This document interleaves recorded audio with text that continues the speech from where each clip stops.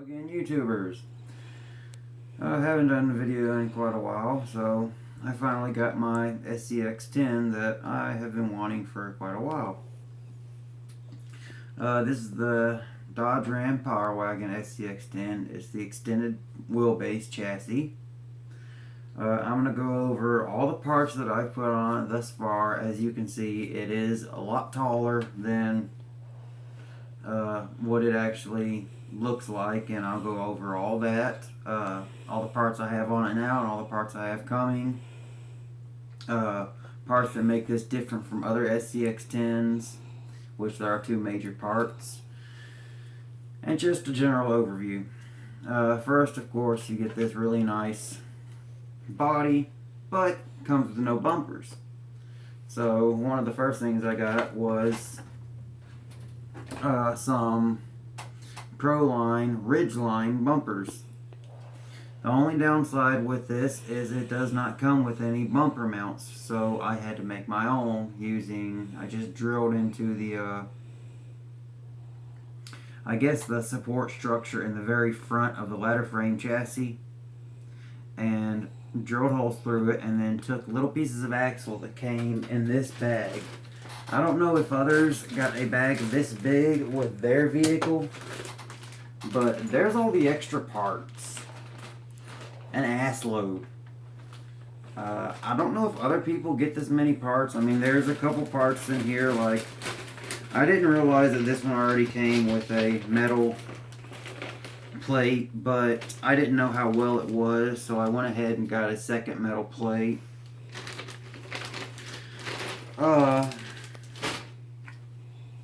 But the two major things on this that sort of separates it from the others is the ESC and the front servo. The ESC on this is the, I can't remember, the AE5. On the other SCX10s, you have the AE2 and the AE3. It's basically a Castle Sidewinder rebranded with Axial's name and can only take 2S lipo. This can take 3S. But one thing I do have coming is a Sidewinder, the SV3, which is capable of taking 3S as long as you're not racing it. And I'm not looking for wheel speed with this. I got a very low kV motor. I'm looking for torque. And secondly, the front axle. Get my feet out of the way. The front servo is the what is it? A TSX45 Metal Gear tactical servo. Oh, excuse me, tactic servo. It's a lot better than the stock servos. This is they call this the Adventure Series. I've got numerous parts on this. And this is what, if you're really wanting to get into serious trail running and keeping up with the big dogs, these are things you're going to want to do, going to have to do to keep up with them. Thus far, as you can see up front, I have an Atomik RC alloy drag link from one side to the other. So instead of, and I also have the alloy suspension links, because the plastic ones were just, they flexed so easily. It was ridiculous. A $360 car without tax, you would think you would get little better parts. So I'm sort of thinking to myself, okay, Axial, what's up with that? Why? I mean, I'm paying some pretty good money for this vehicle. I've paid the same price for Traxxas vehicles that come with, well, still plastic parts, but decent plastic parts. They don't flex. But I have the the Atomik RC complete alloy front steering set. When you go to get the metal link set, make sure if you're getting it for the extended chassis, you have to make sure you get it for the extended chassis. I believe it is model number AX30550. One really cool thing about this is there is no programming if you're wanting to go from nickel metal hydride to lipo, and from 50% drag brake to 100% drag brake or zero drag brake. There's these two little tabs that you just pull out and you just put them back in, and that will set your drag brake and set it for lipo or nickel metal hydride. I'm always lipo. I have a bias 40C 5000 milliamp 3S, which gives me a good amount of time, but when I really start getting into trail trekking and stuff like that, I'm going to invest in a second one. It does come with a low voltage meter because I trust those. It gives off a very loud noise once it gets to a certain point. The battery gets to a certain level, so you will know that, okay, it's time to change out the battery so I don't damage my lipo. This battery was about $55. I always change all my plugs out to XT60s because that's when I came into the hobby, that was my norm, and I have had nothing but good things to say about these. I've heard people say Traxxas plugs are better. I know Dean's are very good plugs, but if it comes unplugged a little, you have a open connection. With these, it is completely enclosed. Things I already have on it. Of course, we've already been over the Atomik RC steering link and the metal suspension and the bumpers. I moved the battery to the back because when it was on the front, if I was to lift it up like this, it would just nosedive. The balance was off very badly. I have my computer up so I can go over everything that I have put on this, so I can keep up with everything and the other things that I have coming. The other things I have coming is tomorrow I have, I believe I already said this,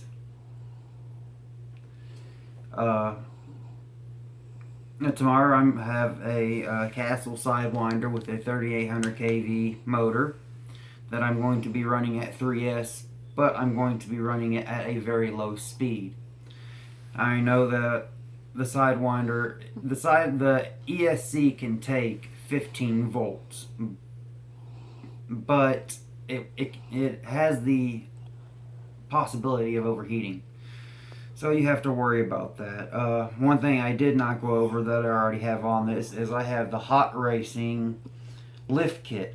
I really like this lift kit over others because these look more CNC. I believe they're CNC machined or forged, and as you can see, it has multiple mounting holes. I mean, multiple, lots. And there's two different places you can put it. You can flip it to set it in a droop setup.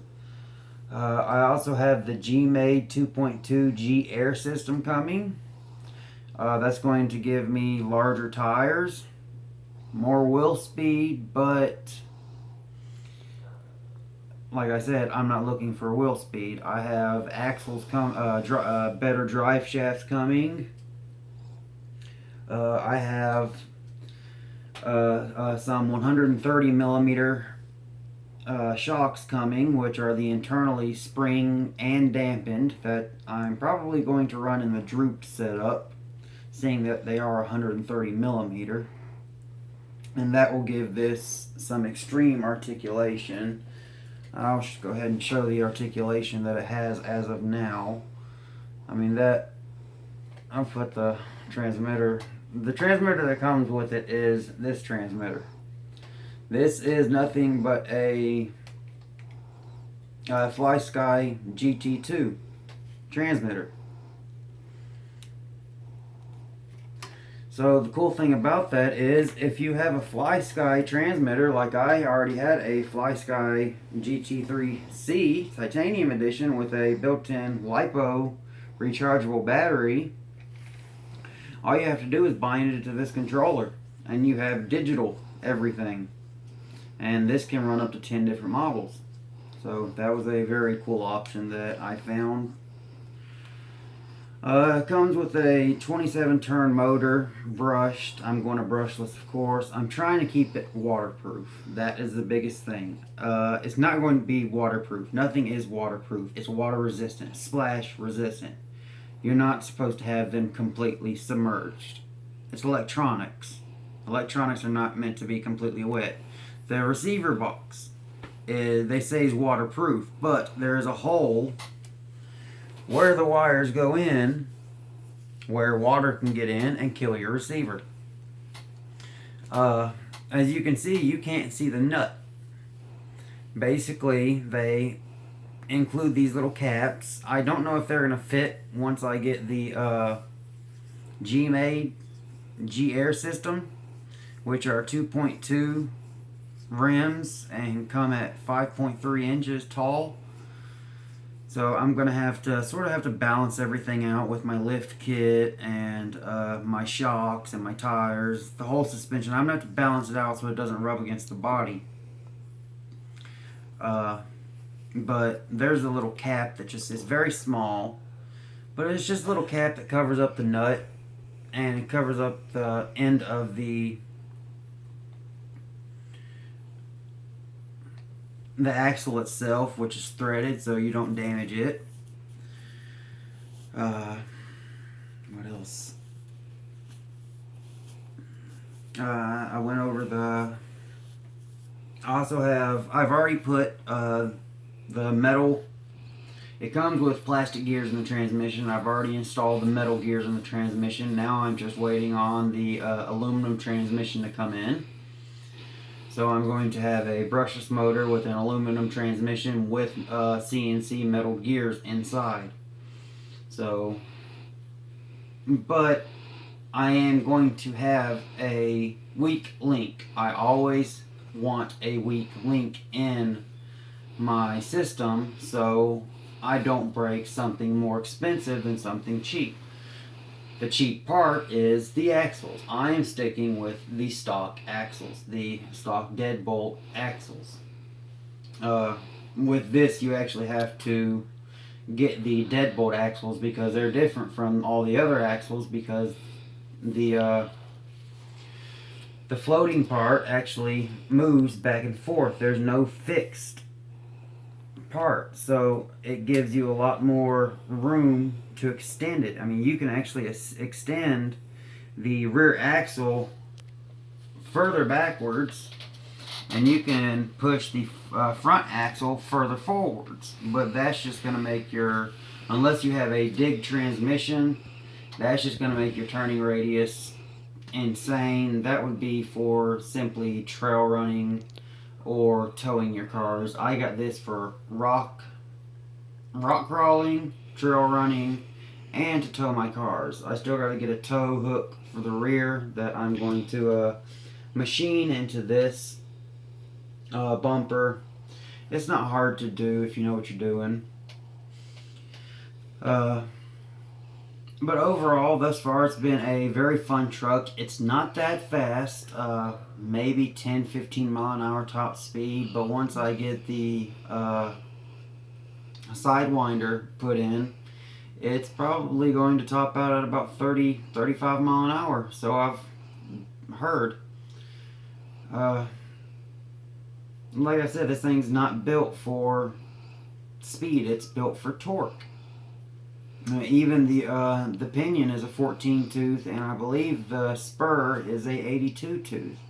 If I'm wrong about that, correct me. That's just what I saw on some of the websites.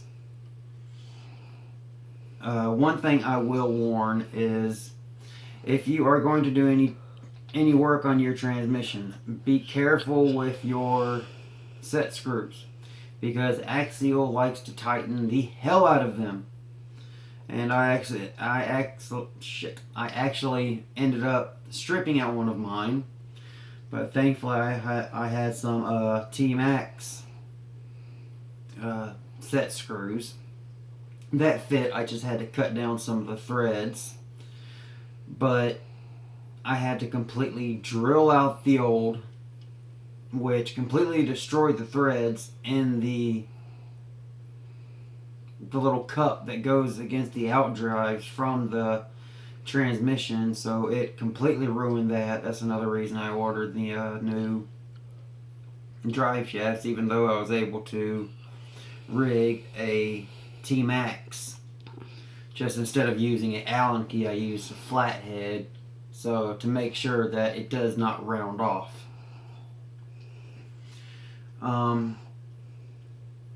I believe that's really all that I have done to it thus far. Like I said, I have the G-Made. The tires are going to be 5.3 inches tall. I've already put the the metal gears in the transmission. Of course, the hot racing droop or lift kit. The Axial AX30550 aluminum wheelbase link set, 12.3, 313 millimeter. That's how long this is, 313 millimeter. This is the extended wheelbase. The next things I will be doing is, there's no need to go to aluminum unless you are a hardcore actual competition rock crawler. There's no need to go to aluminum axle housings. The most you really want to do is where the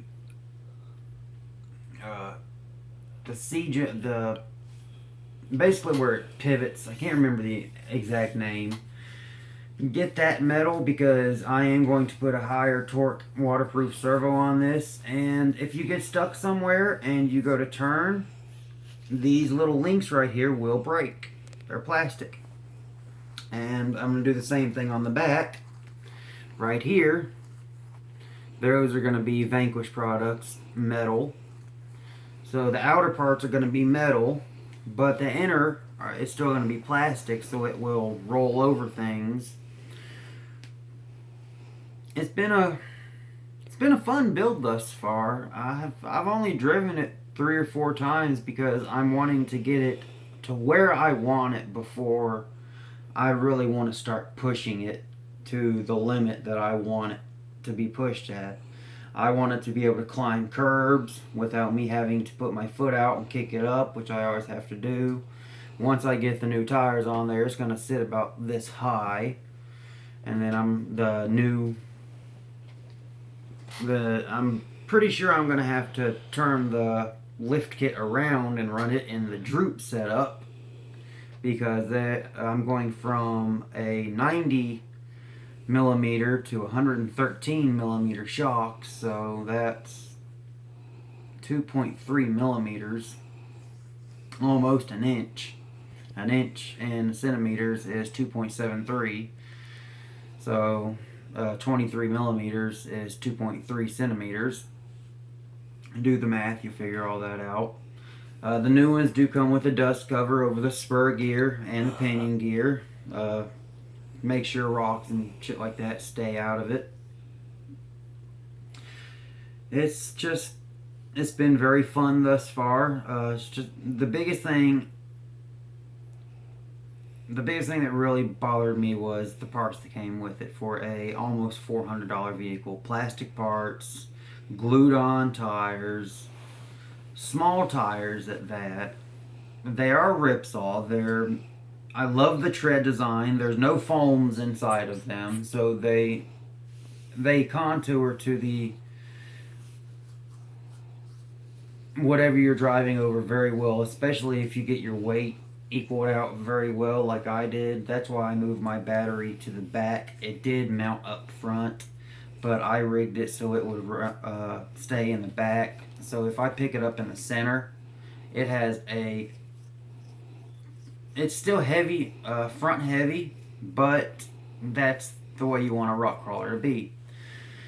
The big thing with crawler vehicles is you want your wheels to be weighted. Well, with glued on tires, how are you supposed to weight them and change the weights without always having to glue, re-glue, take them off?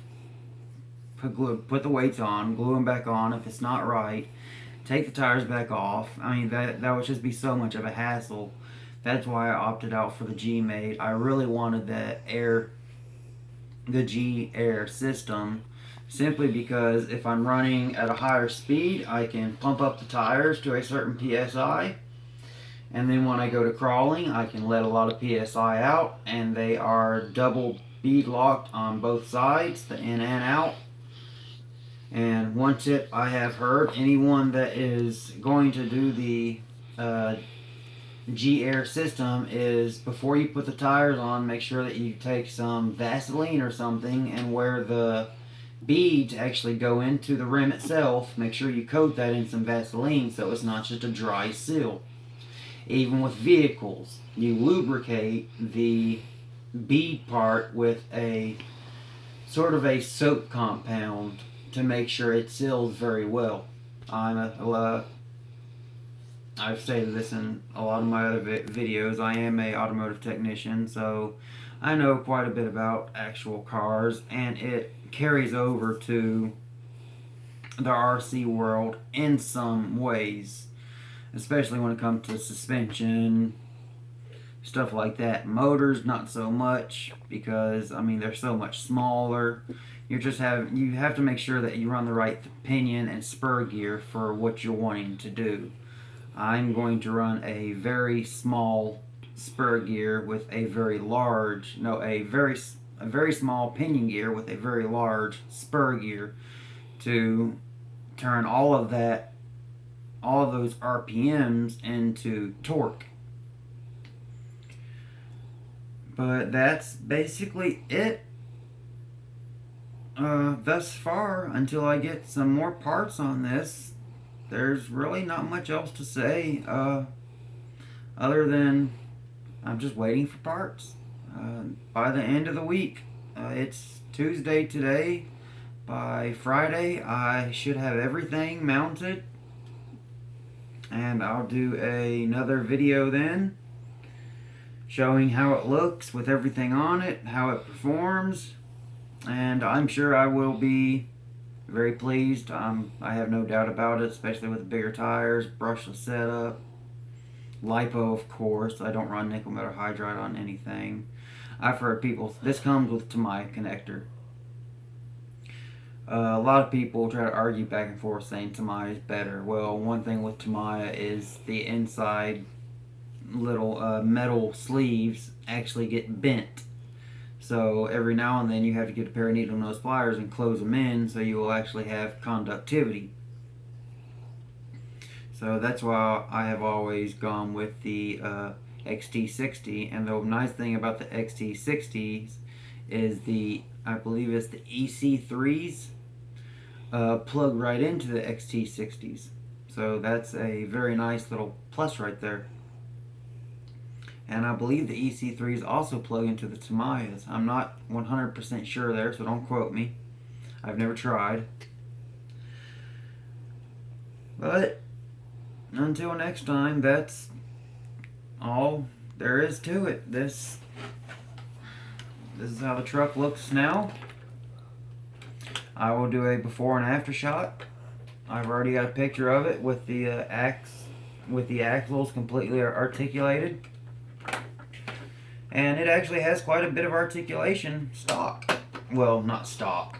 Once you get a lift kit on it, the links and a lift kit are a must, in my opinion. You have to get that in order to get a good running truck that isn't going to break.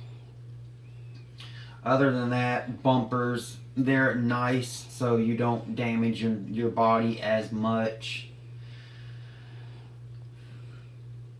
But until I get other parts, that's it. Peace.